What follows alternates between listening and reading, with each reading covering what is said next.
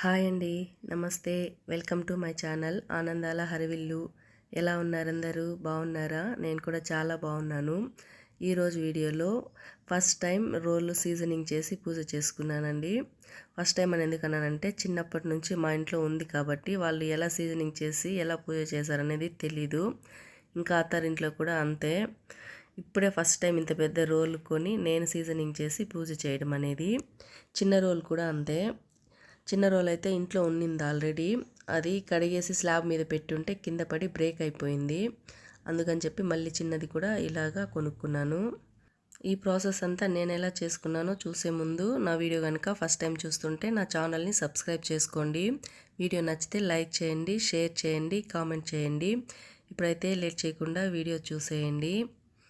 First అయితే కొబ్బరి పీచుతో ఒకసారి కడిగేసి మళ్ళీ విమ్ జెల్ వేసి మళ్ళీ ఇలా రుద్ది కడుగుతున్నాను. ఏదైనా డస్ట్ ఉంటే మొత్తం వెళ్ళిపోతుంది ఇలా రుద్ది కడగటం వల్ల. చాలానే ఉంటుందండి డస్ట్ అనేది. చూడండి, కొబ్బరి పీచుతో కడిగితే చాలా నీట్గా వచ్చేసింది. ప్రతిదీ కూడా అంతే. మా ఊళ్ళో ఈ రోలుని గడప పెట్టేసిన తర్వాత గుమ్మం దాటించి తీసుకెళ్ళకూడదంట ఇంటి లోపలికి. ప్రతి ఇంట్లోనూ రోలు అనేది ఉంటుంది కానీ కిచెన్లో ఫ్లోర్కి ఈక్వల్గా వేసి పెట్టేసి ఉంటారు. లోపలికే ఉంటుంది, ఇలా హైట్గా ఉండదు. అది కూడా ఇంటికి గుమ్మం పెట్టకముందే లోపలికి తీసుకెళ్ళాలంట. గుమ్మం పెట్టేసిన తర్వాత అయితే ఇంత పెద్ద రోల్ని లోపలికి తీసుకెళ్ళకూడదు అన్నారు. రీజన్ అయితే నాకు కూడా సరిగ్గా తెలియదండి. నేను అడిగాను పెద్దవాళ్ళని. పాతకాలం నుంచి వస్తున్న ఆచారం అది. రీజన్ ఏంటో మాకు కూడా తెలియదని చెప్పారు. సరే ఇంకా ఎందుకనేసి నేను కూడా బయట పెట్టేశాను. ఆల్రెడీ ఉన్నిందండి మా ఇంట్లో రోలు, అది కూడా బయటే ఉన్నింది. ఇల్లు కన్స్ట్రక్షన్ జరిగినప్పుడు అందులో సిమెంట్ పడి బాగా అతుక్కుపోయింది. క్లీన్ చేయడానికి కుదరలేదు. ఇంకా అప్పటి నుంచి రోల్ కొనుక్కోవాలంటే టైమే కుదరలేదు. సో ఇప్పుడైతే కొత్తది కొనుక్కున్నాము.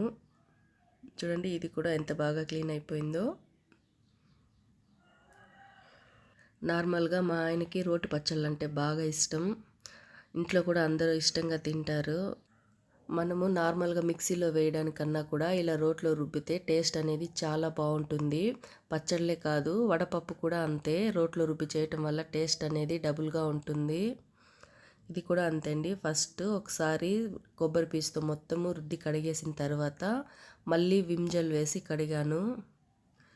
నేను పాత రోలు ఉన్నప్పుడు కూడా పచ్చళ్ళ కంటే కూడా ఎక్కువగా గోరింటాకే రుబ్బేదాన్ని. నాకు గోరింటాకుని ఇలా రోట్లో రుబ్బి పెట్టుకోవడం అంటే చాలా ఇష్టం. కోన్లు అయితే అస్సలు నచ్చదు. ఎప్పుడు పెట్టుకొని కూడా కోను ఎక్కువగా ఆకే పెట్టుకుంటాను. అది కూడా మిక్సీలో వేసి పెట్టుకోవడం కన్నా కూడా ఇలా రోట్లో రుబ్బి పెట్టుకోవడం అంటే ఇష్టం నాకు. పాత రోలు ఉన్నప్పుడు ఎక్కువగా గోరింటాకే రుబ్బేదాన్ని, పచ్చళ్ళ కన్నా కూడా ఎక్కువగా. చూడండి, ప్రతిదీ కూడా ఇలా రుద్ది కడిగితే అందులో వచ్చిన మట్టిలాగా ఉంటుంది కదా, దుమ్ము అంతా కూడా చాలా నీట్గా పోయేస్తుంది ఇలా కడిగడం వల్ల. ఇలా క్లీన్ చేసి పెట్టాక అది కూడా వెంటనే వాడలేదండి నేను. 1 వీక్ తర్వాత మళ్ళీ ఇంకొకసారి క్లీన్ చేసుకొని మళ్ళీ వాడాను. కడుగుతుంటేనే చూడండి ఎంత బాగా తెలుస్తుందో, అందులో ఉన్న మట్టి వాటర్ కలర్ చేంజ్ అయిపోయేసి కనిపిస్తుంది. ఇంకా రోల్ అయితే నీట్గా కడిగేశాను. చాలా ఎక్కువ టైమే పట్టిందండి. నిదానంగా కడిగాను కాబట్టి కొంచెం టైం పట్టింది. అలా కడిగేసిన తర్వాత ఎక్కువ టైం ఏం పట్టలేదండి, తొందరగానే ఆరిపోయింది రోల్ కూడా. ఇప్పుడు ఇలాగా రోల్కి పసుపు రాసి కుంకుమతో పుట్లు పెట్టుకొని పూజ అనేది చేసుకుంటున్నాను. మామూలుగా అయితే పాత రోలు ఉండింది కదా, దానికి ప్రతి వారము కూడా పూజ చేసుకునేదాన్ని. రోలుని గౌరమ్మతో పోలుస్తారు కాబట్టి ప్రతి వారము కూడా తులసి కోటతో పాటు క్లీన్ చేసేసి పూజ చేసుకునేదాన్ని.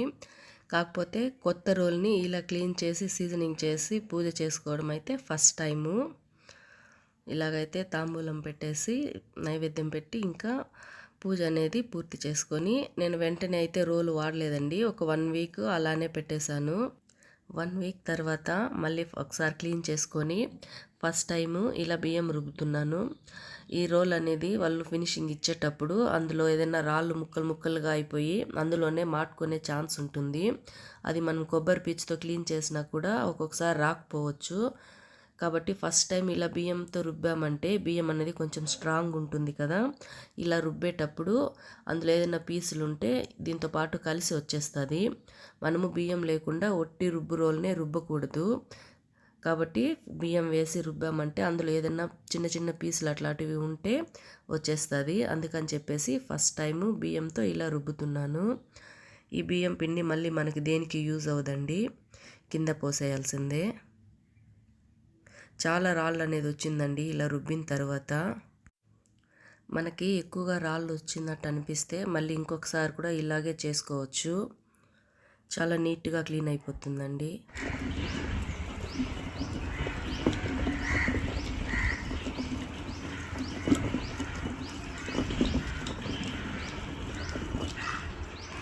చాలా తొందరగానే బియ్యం కూడా నున్నగా అయిపోయాయండి. ఎక్కువ టైం ఏం పట్టలేదు. కొత్త రోల్ కదా, చాలా ఫాస్ట్గానే అయిపోయింది. చాలా బాగా అనిపించిందండి. చాలా రోజులు అయిపోయింది ఇలా రుబ్బి నేను. చూడండి ఎంత తొందరగా అయితే మెత్తగా అయిపోయాయో బియ్యం కూడా. అలాగే బియ్యం కలర్ కూడా బాగా చేంజ్ అయిపోయిందండి. వైట్గా అయితే అస్సలు లేదు, అందులో మట్టి కలిసినట్టు మనకు బాగా తెలుస్తూ ఉంది. ఇక్కడ కలర్ అయితే మీకు ఎండలో అంత బాగా కనిపించలేదు, కానీ చాలా బాగా అయితే తెలుస్తుంది అందులో మట్టి కలిసినట్టు. సో దాంతో ఆ బియ్యంతో మళ్ళీ ఒకసారి రుబ్బు రోల్కి అంతా కూడా ఒకసారి బాగా పూసి ఇలా క్లీన్ చేస్తున్నాను. అలాగే సైడ్లో అంతా కూడా ఇట్లా చిన్న రోల్ ఉంది కదా, దాంతో ఒకసారి ఇలా మొత్తం అనేసి అది కూడా ఇలా క్లీన్ చేస్తున్నాను. చిన్న రోల్ కూడా అంతే, సేమ్ ఇలానే క్లీన్ చేసుకున్నాను. మొత్తము రుబ్బేసిన తర్వాత ఒకసారి చూపిస్తున్నాను చూడండి. బియ్యంలో మట్టి కలిసినట్టయితే చాలా బాగా తెలుస్తూ ఉంది. బ్లాక్ కలర్లో చిన్న చిన్న రాళ్ళు మిక్స్ అయినట్టుగా చాలా బాగా తెలుస్తూ ఉంది. ఇలా మొత్తము క్లీన్ చేసుకొని రోల్ ఇంకొకసారి నీట్గా కడిగేస్తున్నాను. ఈ బియ్యం పిండి తీసిన నీళ్ళని మొక్కలకు పోసేసానండి, కింద కూడా పారిపోయలేదు. మనము కుడుతులో పోసామంటే ఆవులు తాగుతాయి కదా, అందులో మట్టి అంతా కలిసింది. ఇంకా అదంతా ఆవులకు పోయడం ఎందుకని చెప్పి మొక్కలకు పోసేసాను. ఇంకా రోల్ మొత్తం క్లీన్ అయిన తర్వాత ఫస్ట్ టైము స్వీట్ చేద్దామని చెప్పి ఇలా పప్పు రుబ్బుతున్నాను, పోలీలు చేద్దామని. ఇంట్లో పిల్లలు కూడా అవే అడిగారు కాబట్టి ఫస్ట్ టైము అవి చేస్తున్నాను. దానికోసం పప్పుని ఉడికించుకొని పచ్చిశనగపప్పుని ఇలా రుబ్బుతున్నాను. మరి మెత్తగా ఉడకాల్సిన అవసరం లేదండి. మనం రోట్లో రుబ్బుతాం కాబట్టి పప్పు అనేది చాలా ఫాస్ట్గానే మెత్తగా అయిపోతుంది. ఇప్పుడు ఇందులోకి స్వీట్కి తగినంతగా బెల్లం వేసుకోవాలి. నేను కొంచెం ఎక్కువే వేస్తున్నానండి బెల్లం అనేది. మళ్ళీ మనము పోలీలు చేసిన తర్వాత స్వీట్ తగ్గినట్టు అనిపిస్తుంది, అందుకని చెప్పి కొంచెం స్వీట్ అనేది ఎక్కువగా వేశాను. ఇందులో స్వీట్ బాగుంటేనే తినడానికి చాలా టేస్టీగా అనిపిస్తుంది. మనము ఈ పప్పుని మిక్సీలో వేసామంటే మళ్ళీ ప్యాన్లో వేసుకొని గట్టిపడేదాకా ఉడికించుకోవాల్సి వస్తుంది. అదే రోల్లో అయితే ఆ అవకాశం ఉండదండి. మనకి ఎంత గట్టిగా కావాలో అంత గట్టిగా రుబ్బుకోవచ్చు. ఇప్పుడు ఇలా రుబ్బుకున్న పూర్ణం మొత్తము తీసి ఒక ప్లేట్లో పెట్టుకొని మనము ఏ సైజులో అయితే పోలీలు చేసుకోవాలనుకుంటామో ఆ సైజులో ఇలా చేసి పక్కన పెట్టుకున్నాను. ఇక్కడ పిండి అయితే ముందుగానే కలిపి నానబెట్టానండి. నేను మైదాతో చేస్తున్నాను. పిండి కూడా చాలా సాఫ్ట్గా నానిపోయింది కదా. సో ఇప్పుడు మనకి ఏ సైజులో అయితే మనం పోలీలు చేసుకోవాలనుకుంటామో ఆ సైజులో తగినంత పిండి తీసుకొని పోలీలు అనేది చేసుకోవాలి. దీంట్లో కొంతమంది ఎక్కువగా మైదా పిండి ఎక్కువ ఉండాలనుకుంటారు, కొంతమంది పూర్ణం ఎక్కువ ఉండాలనుకుంటారు. సో మనకి ఎలా నచ్చితే అలాగా చేసుకోవచ్చు. నేనైతే మీడియం సైజులో చేస్తున్నానండి పోలీలు అనేది. మా అమ్మ అయితే నేను చేసిన దానికి డబుల్గా చేస్తారు, ఒక పోలి తిన్నా ఫుల్ అయిపోతుంది. సో నేనైతే అంత పెద్దది చేయలేదండి, అంత పెద్దది చేయడం కూడా నాకు రాదు. ఇలా మీడియంగా చేయడమే ఇష్టము, చూడడానికి కూడా నాకు ఇలానే నచ్చుతుంది. అందుకని చెప్పి ఇలా మీడియం సైజు పోలీలు అనేది చేసుకుంటున్నాను నేను. మా ఊళ్ళో అయితే ఉగాది పండగ స్పెషల్ అండి పోలీలు అనేది. ప్రతి ఇంట్లోనూ ఖచ్చితంగా చేస్తారు. పోలీలు అంటే ఇంకా ఉగాది వచ్చిందంటే కంపల్సరీ ప్రతి ఒక్కరి ఇంట్లోనూ పోలీలు అనేది ఉంటుంది. నార్మల్గా పెద్దవాళ్ళు చనిపోయిన వాళ్ళు ఉంటారు కదా, వాళ్ళకి సమాధుల దగ్గర పూజ చేస్తారు. ఆ పూజలో ఖచ్చితంగా ఈ పోలీలు అయితే ఉండాలి. ఇలా చేసుకున్న పోలీని స్టవ్ మీద ఒక పెనం పెట్టుకొని దాని మీద వేసి కాల్చుకోవాలి. నేను ఈ పోలీలను నెయ్యితో కాల్చుకుంటున్నాను. ఆయిల్ అయినా కూడా పర్లేదు, మనకి ఏది నచ్చితే దాంతో కాల్చుకోవచ్చు. మా ఇంట్లో నేను నెయ్యి వేసి కాల్చినా కూడా మళ్ళీ దాని మీద నెయ్యి వేసుకొని తింటారు. అందుకని చెప్పి నేను నెయ్యి అనేది కొంచెం లైట్గానే వేసి కాల్చుకుంటున్నాను. రెండు వైపులా కూడా ఇలా నెయ్యి రాసి పోలీలు అనేది పర్ఫెక్ట్గా కాల్చుకోవాలి. ఈ పోలీల్ని ఇలా కాల్చుకున్న తర్వాత ఇందులో పాలు పోసుకొని తింటే టేస్ట్ అయితే డబుల్గా ఉంటుంది. పోలీలు అయితే చాలా బాగా వచ్చాయండి. పూరీలాగా పొంగుతూ చాలా చాలా సాఫ్ట్గా చాలా టేస్టీగా ఉన్నాయి. మా పిల్లలైతే బాగా ఎంజాయ్ చేశారండి. రెండు వైపులు ఇలా తిప్పుకుంటూ కాల్చుకుంటే సరిపోతుంది. పూరీలాగా భలే వచ్చాయండి పోలీలు కూడా. అన్నీ ఇలా కాల్చి ఒక ప్లేట్లోకి తీసుకున్నాను. ఇప్పుడు ఇందులోకి పాలు పోసుకొని తింటే మరింత టేస్టీగా ఉంటాయి ఇవి. మా పిల్లలకు బాగా అలవాటండి ఇలాగ పోలీల్లో పాలు పోసుకొని తినడం. చాలా టేస్టీగా ఉంటాయి. ఎంత సాఫ్ట్గా వచ్చాయో చూడండి.